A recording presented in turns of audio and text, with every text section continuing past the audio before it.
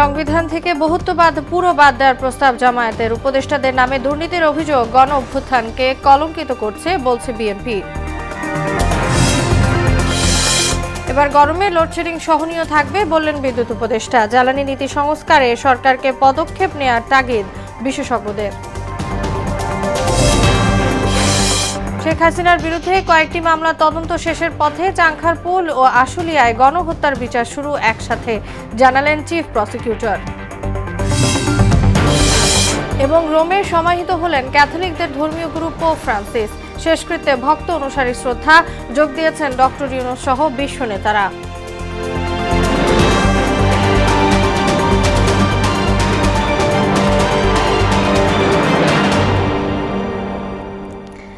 আসসালামু আলাইকুম, সবাইকে মোহনার সংবাদে স্বাগত। শুনছিলেন শিরোনাম, সঙ্গে আছি তাসনুবা বিনতে তাহের। এবার বিস্তারিত। সংবিধানে বহুত্ববাদ রাখতে চায় না জামায়াতে ইসলামী। এর পরিবর্তে আল্লাহর উপর পূর্ণ আস্থা ও বিশ্বাস স্থাপনের বিষয়টি সংযোজনের প্রস্তাব দলটির। এছাড়া রাষ্ট্রপতি প্রধানমন্ত্রীর মেয়াদ আগের মতো 5 বছর রাখার পক্ষে তারা। দুপুরে জাতীয় ঐক্যমত কমিশনের সঙ্গে বৈঠকের পর এসব কথা জানান জামায়াতের নায়েবে আমির সৈয়দ আব্দুল্লাহ মোহাম্মদ তাহের। আর ঐক্যমত কমিশনের সহ সভাপতি অধ্যাপক আলী রিয়াজ বলেন, দেশ ও জাতির বৃহত্তর স্বার্থে ঐক্যমতের চেষ্টা সফল হবে। মনিরুল ইসলামের প্রতিবেদন।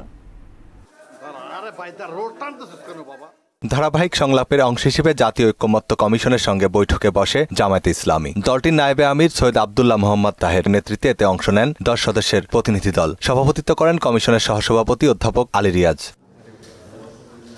তিনি বলেন, রাষ্ট্র সংস্কার প্রক্রিয়ার অংশীজন সকল রাজনৈতিক দল। জুলাই শহীদের রক্তের ঋণ শোধের সুযোগ কাজে লাগাতে সবারই পরামর্শ জরুরি। এক ঐতিহাসিক মুহূর্তে আমরা আছি।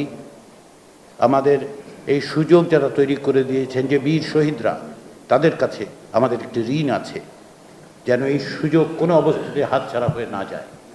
যেন এই সুযোগকে কেন্দ্র করে আমরা এমন এক বাংলাদেশ তৈরি করতে পারি যেখানে কোনো অবস্থাতেই কাউকে নিপীড়নের মুখে পড়তে না হয়, বিচার বা বিচার বহির্ভূত ব্যবস্থার মধ্যে যেন তাকে মোকাবেলা করতে না হয়। পরে গণমাধ্যমের সঙ্গে কথা বলেন জামায়াতের নায়েবে আমির সৈয়দ আব্দুল্লাহ তাহের। সংবিধান, নির্বাচন ব্যবস্থা সহ বিভিন্ন খাত সংস্কারে প্রস্তাবনা দেয় দলটি। তারা বলছে, অবাধ সুষ্ঠু নির্বাচন আয়োজনে সংস্কারের জন্য সময় দেওয়ার পক্ষে জামাত। আমাদের কনস্টিটিউশন অ্যামেন্ডমেন্ট, সংবিধান সংশোধনী, এরপরে জনপ্রশাসন সংশোধনী, বিচার ব্যবস্থার উপরে রিফর্মসের প্রস্তাবনা, দুর্নীতি কমিশনের ব্যাপারে রিফর্মস প্রস্তাবনা এবং ইলেকশন সিস্টেমের উপরে কমিশনের রিফর্মসের প্রস্তাবনা ছিল।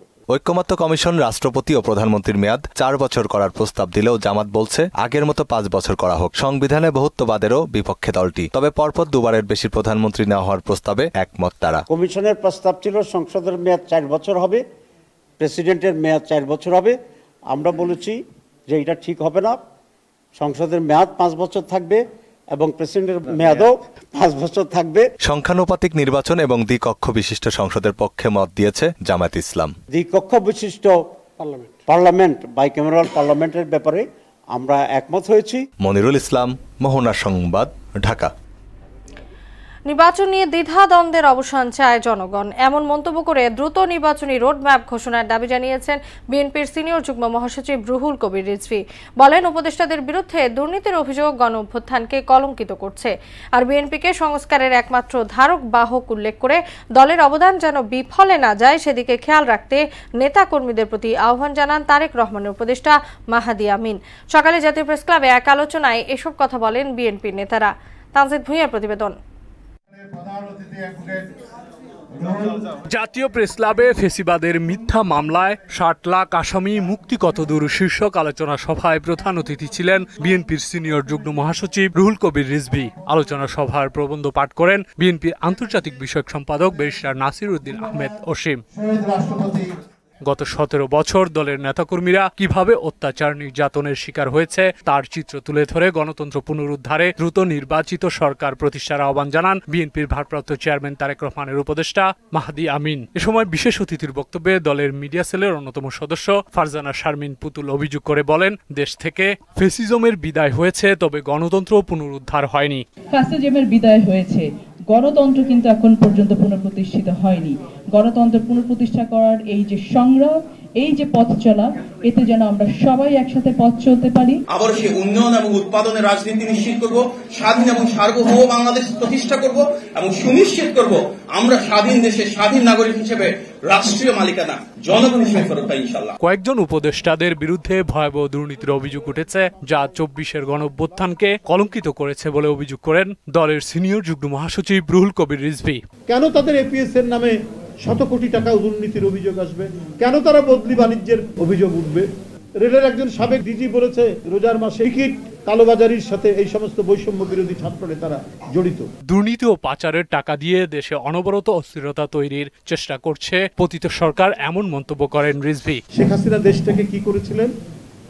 দেশটাকে করেছিলেন লুট করার, একেবারে ঝেঁটিয়ে জনগণের টাকা নিজের কাছে পুঞ্জীভূত করে রাখার কাজ করে গেছে। ঘাপটি মেরে এটা এখন নানাভাবেই তারা খরচ করার চেষ্টা করছেন এবং সেটা দিয়ে নানা ধরনের নাশকতা আমরা বিভিন্ন জায়গায় আমরা দেখি। এ সময় ফেসিবাদের দোসর ও ফেসিবাদকে যারা প্রলম্বিত করেছে তাদের সবার দ্রুত বিচারের দাবি জানান বিএনপির এই সিনিয়র নেতা। কোনো আদালতকে দিয়ে তার অশুভ ইচ্ছা এবং অগণতান্ত্রিক নিপীড়ন নির্যাতন মানুষের উপর চালানোর সাহস পাবে না। তানজিদ ভুইয়া, মোহনা সংবাদ, ঢাকা। আর্থিক সক্ষমতার ঘাটতি থাকলেও এবারের গরমে লোডশেডিং সহনীয় থাকবে বলে জানিয়েছেন বিদ্যুৎ ও জ্বালানি উপদেষ্টা ফাউজুল কবির খান। বলেন, বিদ্যুৎ সরবরাহে শহর গ্রামের বৈষম্য দূর করা হবে। বিদ্যুৎ ভবনে ফোরাম ফর এনার্জি রিপোর্টার্স আয়োজিত সম্মেলনে এসব কথা বলেন উপদেষ্টা। আর বিশেষজ্ঞরা বলেন, জ্বালানি নীতি সংস্কারে সরকারকে পদক্ষেপ নিতে হবে। মাহবুব হাসান রিপনের প্রতিবেদন। আওয়ামী সরকারের পতনের পর দৃশ্যমান হয় বিপর্যস্ত অর্থনীতির নানা চালচিত্র। সেখান থেকে ঘুরে দাঁড়ানোর চেষ্টা করছে সরকার। তবে জ্বালানি সংকটে শিল্প উৎপাদন ব্যাহত হলে আরও বড় চ্যালেঞ্জের সম্মুখীন হতে হবে। এমন পরিস্থিতিতে শিল্প ও আবাসিক উভয় ক্ষেত্রে জ্বালানির প্রাপ্যতা নিশ্চিতে সংকট এবং উত্তরণ শীর্ষক সেমিনারের আয়োজন করে ফোরাম ফর এনার্জি রিপোর্টার্স। সেমিনারে মূল প্রবন্ধ উপস্থাপন করেন বুয়েটের সাবেক অধ্যাপক ইজাজ হোসেন। তিনি বলেন, ৩২ ট্রিলিয়ন ঘনফুট গ্যাস মজুদের যে তথ্য পাওয়া যাচ্ছে তা অনুসন্ধানে সরকারকে এখনই উদ্যোগ নিতে হবে। আমি তথ্য থেকে যেটা বলছি যে আমি এটা শুধুমাত্র এক্সপ্লোরেশন শেষ করে আমি জানতে পারবো, তা আমাদের একটা বিরাট দায়িত্ব আছে আমাদের এক্সপ্লোরেশন করা। গবেষণা সংস্থা সিপিডি বলছে, জ্বালানি সংকট নিরসনে বর্তমান সরকারের কিছু কিছু সিদ্ধান্ত জ্বালানি রূপান্তরের সঙ্গে সাংঘর্ষিক। সুতরাং নীতি সংস্কারে আশু পদক্ষেপ জরুরি। যদি জ্বালানি উপদেষ্টা মহোদয় তার সময়কালের ভিতরে একটি নতুন জ্বালানি নীতি আমাদেরকে দিয়ে যান, যেটাতে এনার্জি ট্রানজিশন বা জ্বালানি রূপান্তরের বিষয়টি সুনির্দিষ্টভাবে থাকবে এবং আগতে আমরা আমাদের জ্বালানি নিরাপত্তা কিভাবে দেখতে চাই 2041 বা 2050 সালের প্রেক্ষাপটে সেটির দিকভাস থাকবে, এই জিনিসটা আমাদের খুবই দ্রুত হয়ে পড়েছে। জ্বালানি খাতে আমদানি নির্ভরতার কঠিন বাস্তবতা মেনে নেওয়ার আহ্বান জানান ভোক্তা অধিকার সংগঠন ক্যাপ। তারা বলছে, কয়লা বিদ্যুৎ কেন্দ্রের পুরো সক্ষমতা ব্যবহার না করেই বেশি খরচে তেল চালিত প্রকল্প নেওয়া হচ্ছে। জ্বালানি আমদানিকার উদ্দেশ্য হয়ে গেছে। আজকে 25% এলএনজি গ্যাসে আছে, আর 2030 সালে ডোমেস্টিক গ্যাস সাপ্লাই আজকে আছে 75%, 2030 সালে হবে উল্টা এলএনজি 75%। সেই কারণে আজকে এলএনজির দামে ইন্ডাস্ট্রিগুলোতে গ্যাস কিনতে হবে। জ্বালানি ও বিদ্যুৎ উপদেষ্টা জানান, 18,000 মেগাওয়াট বিদ্যুতের চাহিদা থাকলেও উৎপাদন হচ্ছে তার থেকে 2,000 কম। ঘাটতি মোকাবেলায় এলএনজি আমদানির চিন্তা করা হচ্ছে। আশ্বস্ত করেন, এবারের গরমে লোডশেডিং সহনীয় থাকবে। আমরা এই লোডশেডিংটাকে সীমিত রাখতে চেষ্টা করব। আমরা কিন্তু আমাদের যে প্রজেকশনে আছে সেটা 18,000, তা আমরা বাড়তি এলএনজি আনার চেষ্টা করছি। কমপ্লিটলি লোডশেডিং ফ্রি হবে না, হয়তো হবে না, কিন্তু সে এবং আমাদের তো খরচও কমাতে হবে। ওই জন্য আমরা জ্বালানি তেলের ব্যবহারকে মিনিমাম রেখে গত সরকারের বিভিন্ন প্রকল্পে দুর্নীতি অনিয়মের কথা উল্লেখ করে উপদেষ্টা বলেন, অপ্রয়োজনীয় ব্যয় কমানোয় গুরুত্ব দিচ্ছে অন্তর্বর্তী সরকার। অনেক অপ্রয়োজনীয় ব্যয়, পার্টিকুলারলি উন্নয়ন ব্যয় আমরা কেটে ছেড়ে দিয়েছি, তো সেখান থেকে টাকাটা আসছে। মাহবুব হাসান রিপন, মোহনা সংবাদ, ঢাকা। মেজর সিনহা হত্যা মামলার ডেথ রেফারেন্সের শুনানি শেষে রায় ঘোষণার 7 কর্মদিবসের মধ্যে আসামিদের ফাঁসি কার্যকরের দাবি জানিয়েছে এক্স ফোর্সেস অ্যাসোসিয়েশন। এই মামলার আসামি ওসি প্রদীপ ও পরিদর্শক লিয়াকতরা ফ্যাসিবাদের কালো টাকার অপব্যবহার করে মামলার রায় বাস্তবায়নে যেন কোনো প্রভাব বিস্তার করতে না পারে তা নিশ্চিত করতে অন্তর্বর্তী সরকারের প্রতি আহ্বান জানায় সংগঠনটি। সকালে ডিআরইউ মিলনায়তনে সংবাদ ব্রিফিংয়ে এসব কথা বলেন অবসরপ্রাপ্ত কর্মকর্তারা। এসইউ সেলিমের প্রতিবেদন।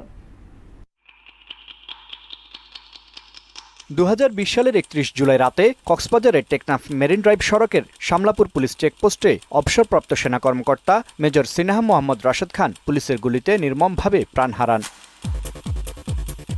এ ঘটনায় মামলার পর বিচারিক প্রক্রিয়া শেষে 2022 সালের 31 জানুয়ারি গুলি চালানো পুলিশ পরিদর্শক লিয়াকত আলী ও টেকনাফ থানার তৎকালীন ওসি প্রদীপ কুমার দাসকে মৃত্যুদণ্ড ও 6 জনকে যাবজ্জীবন কারাদণ্ড দেন কক্সবাজার জেলা ও দায়রা জজ আদালত। মেজর সিনহা হত্যার ডেথ রেফারেন্স শুনানি ও দ্রুত রায় বাস্তবায়নের দাবিতে শনিবার ডিআরইউ সাগররুনি হলে সংবাদ ব্রিফিং করেন এক্স ফোর্সেস অ্যাসোসিয়েশন নামের একটি সংগঠন।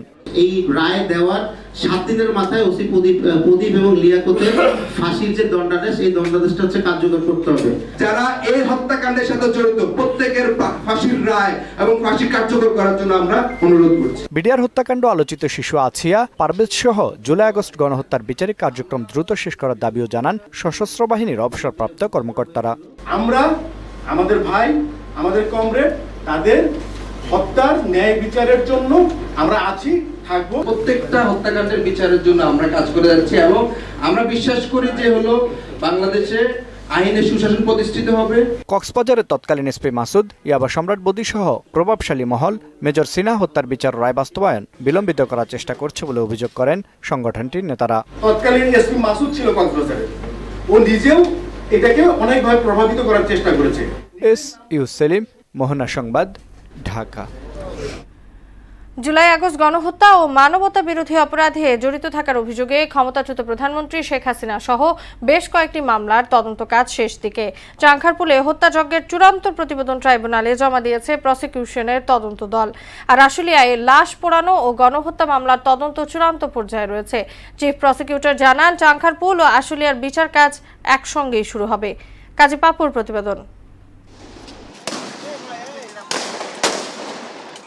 জুলাই আগস্ট আন্দোলনে রাজধানীর চানখারপুল এলাকায় নিরস্ত্র মানুষের ওপর প্রাণঘাতী অস্ত্র ব্যবহার করে 10ম শ্রেণীর ছাত্র শাহরিয়ার খান আনাস সহ 6 জনকে হত্যা করা হয়। তদন্ত প্রতিবেদন অনুযায়ী মামলায় 79 জন সাক্ষীর জবানবন্দি নেওয়া হয়েছে। প্রতিবেদনে সংযুক্ত আছে 19টি ভিডিও, 2টি অডিও ক্লিপ, 11টি পত্রিকার প্রতিবেদন, 6টি মৃত্যু সনদ এবং আরও কিছু প্রমাণাদি। এ ঘটনায় মানবতা বিরোধী অপরাধের অভিযোগে দায়ের হওয়া মামলার তদন্ত সম্পূর্ণ হয়েছে। এটি জুলাই আগস্ট মানবতা বিরোধী অপরাধের প্রথম মামলা, যেটির চূড়ান্ত প্রতিবেদন জমা দেওয়া হয়েছে। চানখারপুলের এই অংশের, বিশেষ করে একটি অংশের যে 6 জন শহীদ, সেই ঘটনাকে কেন্দ্র করে তদন্ত রিপোর্টটি সম্পন্ন হয়েছে। 8 জনকে আমরা আসামি হিসাবে পেয়েছি। কমান্ড রেসপন্সিবিলিটি দুটো মিলিয়ে, যারা সিনিয়র অফিসার তাদের নির্দেশ এবং যারা সরাসরি গুলি করে হত্যা করেছে তাদের ভিডিও সহ অন্যান্য প্রমাণাদিতে পাওয়া যাওয়ার কারণে এই 8 জনের বিরুদ্ধে তদন্ত রিপোর্ট দাখিল করা হয়েছে। কয়েকদিনের মধ্যে ফর্মাল চার্জ দাখিল করে আনুষ্ঠানিকভাবে এইটা তখন আমরা কোর্টে দাখিল করব। জুলাই আগস্ট গণ অভ্যুত্থানে ঢাকার আশুলিয়ায় 6 জনকে হত্যার পর লাশ পুড়িয়ে ফেলা হয়। এ ঘটনায় মানবতা বিরোধী অপরাধের অভিযোগে দায়ের হওয়া মামলার তদন্ত অনেকটাই শেষ। চলতি সপ্তাহে প্রতিবেদন জমা দেওয়া হবে। চিফ প্রসিকিউটর জানান, চানখারপুল ও আশুলিয়ার বিচার কাজ প্রায় একই সঙ্গে শুরু হবে। আশুলিয়ার যেটা লাশ পোড়ানোটা, সেটাও ফাইনাল টাচ দেয়া হচ্ছে। আপনারা জানেন যে যেহেতু তদন্ত সংস্থা প্রথমে একটা কিছু দিয়েছেন, তো এই ফিনিশিং টাচগুলো দিতে একটু আমরা বেশি সময় নিচ্ছি যাতে কোনো ভুল ভ্রান্তি না থাকে। হয়তো 1 সপ্তাহের মধ্যেই পরবর্তী তদন্ত রিপোর্টটা আসবে এবং সেটাও একইভাবে সেটারও ফর্মাল চার্জ দাখিল শুরু হবে। আশা করছি চানখারপুল এবং আশুলিয়া দুটো মামলার বিচার কার্য প্রায় একই সময়ে শুরু করা সম্ভব হবে। এদিকে মানবতা বিরোধী অপরাধ মামলায় শেখ হাসিনা সহ 12 জনকে গ্রেফতার রেড অ্যালার্ট জারি করতে ইন্টারপোলে আবেদন করা হয়েছে। আন্তর্জাতিক অপরাধ ট্রাইব্যুনালের প্রসিকিউশন কার্যালয় চিঠির পরিপ্রেক্ষিতে পুলিশের ন্যাশনাল সেন্ট্রাল ব্যুরো এনসিবি 3 ধাপে এই আবেদন করে। এর মধ্যে র্যাব ও পুলিশের সাবেক প্রধান বেনজির আহমেদের বিরুদ্ধে রেড নোটিশ জারি করেছে ইন্টারপোল। জুলাই আগস্ট গণহত্যায় এ পর্যন্ত মোট ৩৩৯টি অভিযোগ দায়ের করা হয়েছে ট্রাইব্যুনালে। এর মধ্যে ২২টি মিস কেসে গ্রেফতারি পরোয়ানা জারি করা হয়েছে ১৪১ জনের বিরুদ্ধে। তদন্ত চলছে ৩৯টি মামলার। সমন্বয়ক সহ আন্তর্জাতিক অপরাধ ট্রাইব্যুনালের তদন্ত সংস্থায় তদন্ত কর্মকর্তার সংখ্যা ২৪। এছাড়া প্রসিকিউশন টিমে আছেন চিফ প্রসিকিউটর সহ ১৭ জন। কাজী পাপ্পু, মোহনা সংবাদ, ঢাকা। বনানীতে শিক্ষার্থী পারভেজ হত্যাকাণ্ডের সূত্রপাত ও প্রকৃত রহস্য উন্মোচনে তদন্ত চলছে। গ্রেপ্তার ৬ আসামির মধ্যে ২ জন আদালতে স্বীকারোক্তি দিয়েছে বলে জানিয়েছেন ডিএমপির উপপুলিশ কমিশনার তালেবুর রহমান। এদিকে এখনো থমথমে অবস্থা বিরাজ করছে প্রাইম এশিয়া ইউনিভার্সিটিতে। আর দ্রুত এ হত্যার বিচার নিশ্চিতের দাবি জানান পারভেজের সহপাঠীরা। রেজা খানের রিপোর্ট। ১৯ এপ্রিল বনানীর ইউনিভার্সিটি অফ স্কলার্সের ২ ছাত্রীকে দেখে হাসাহাসির অপরাধে হত্যা করা হয় প্রাইম এশিয়া ইউনিভার্সিটির ছাত্র জাহিদুল ইসলাম পারভেজকে। পরের দিন বনানী থানায় ৮ জনের নাম উল্লেখ সহ অজ্ঞাতনামা ২০ থেকে ২৫ জনের বিরুদ্ধে মামলা করা হয়। ঘটনার ১ সপ্তাহ পরেও থমথমে অবস্থা বিরাজ করছে প্রাইম এশিয়া ইউনিভার্সিটিতে। ভীত সন্ত্রস্ত অনেক শিক্ষার্থী ক্যাম্পাসে আসছেন না। আমাদের মনের মধ্যে একটা ভয় কাজ করছে বর্তমানে কি হয়। পার্মানেন্ট ক্যাম্পাসটা খুব অতি শীঘ্রই আমাদের যাতে সুস্থভাবে করে নিতে পারে এটা আমরা চাই। নিজেদের সহপাঠী হত্যার দ্রুত বিচারের দাবি জানান তারা। আর এটার দায়ী হচ্ছে স্কলারসের 2টা মেয়ে, আর ওই 2টা মেয়ে এখনো ধরা হইতাছে না। আমরা জিনিসটাকে অনেকই আমরা জিনিসটাতে অনেক শোকাহত। মেইন কালপিট মেয়েরা, ওদের এখনো ধরে নাই, ওদের অতি দ্রুত ধরে ওদের শাস্তি দিতে হবে। আর তারপরে যে যারা মারছে তাদের তো শাস্তি মাস্ট। ঘটনায় এ পর্যন্ত মোট 6 জনকে গ্রেফতার করা হয়েছে। এদের 2 জন আদালতে স্বীকারোক্তিমূলক জবানবন্দি দিয়েছে বলে জানায় ডিএমপির উপপুলিশ commissioner Talebur Rahman. CCTV footage পাওয়া গিয়েছে, সেই সিসিটিভি ফুটেজ বিশ্লেষণ করে 3 জনকে আটক করে।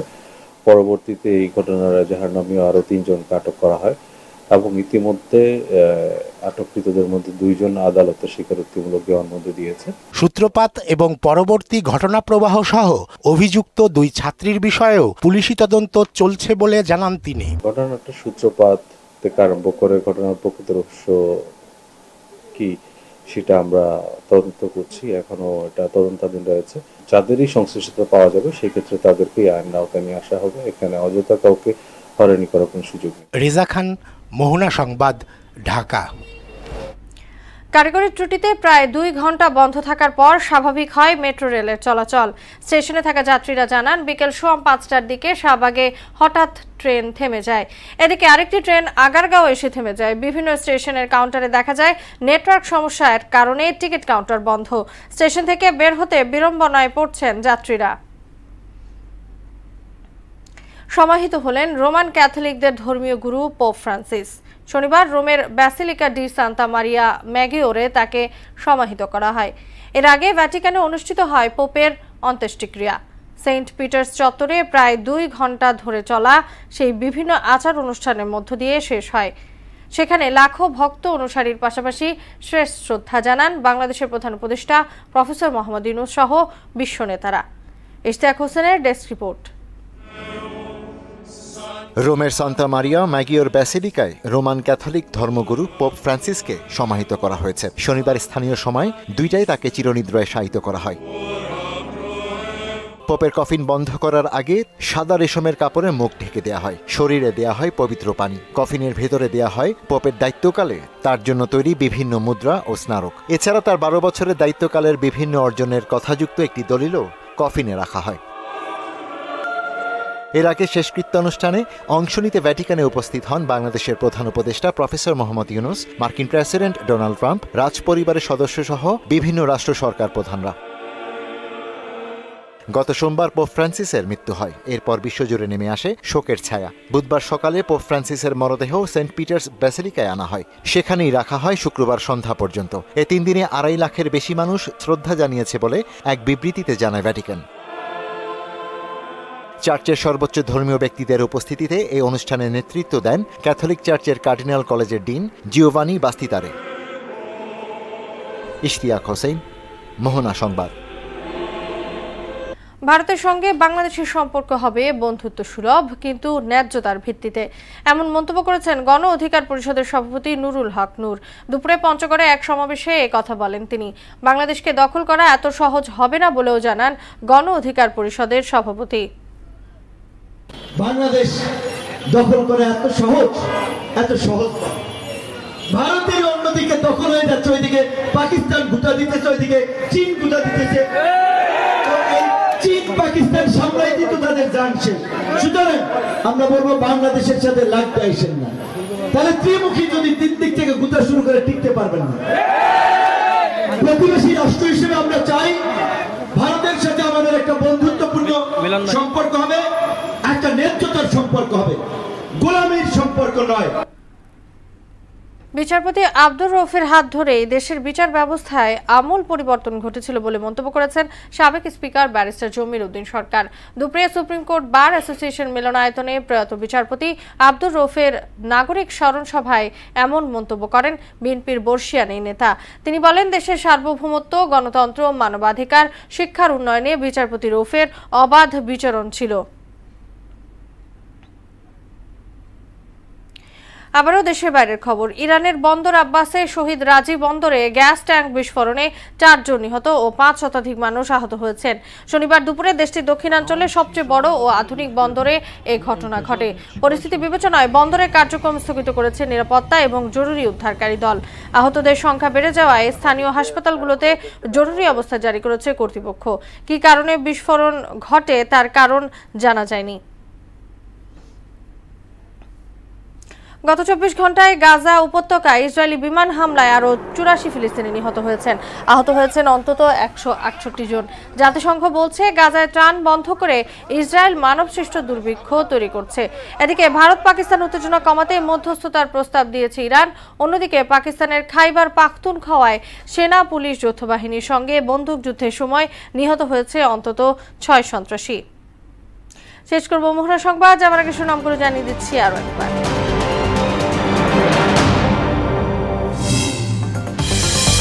সংবিধান থেকে বহুত্ববাদ পুরো বাদ দেওয়ার প্রস্তাব জামায়াতের। উপদেষ্টাদের নামে দুর্নীতির অভিযোগ গণঅভ্যুত্থানকে কলঙ্কিত করছে বলছে বিএনপি।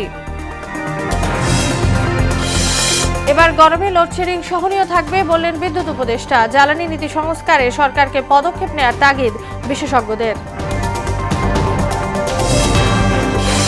শেখ হাসিনার বিরুদ্ধে কয়েকটি মামলার তদন্ত শেষের পথে। চাংখারপুল ও আশুলিয়ায় গণহত্যার বিচার শুরু একসাথে, জানালেন চিফ প্রসিকিউটর। এবং রোমে সমাহিত হলেন ক্যাথলিকদের ধর্মীয় গুরু পোপ ফ্রান্সিস। শেষকৃত্যে ভক্ত অনুসারী শ্রদ্ধা যোগ দিয়েছেন ডক্টর ইউনূস সহ বিশ্ব নেতারা। এই ছিল মোহনা সংবাদে। পরবর্তী সংবাদ রাত 12:30টায়। মোহনার সবশেষ খবর জানতে ভিজিট করুন www.mohana.tv। সংবাদ দেখতে পান ফেসবুক ও ইউটিউবেও। এতক্ষণ সঙ্গে থাকার জন্য সবাইকে ধন্যবাদ।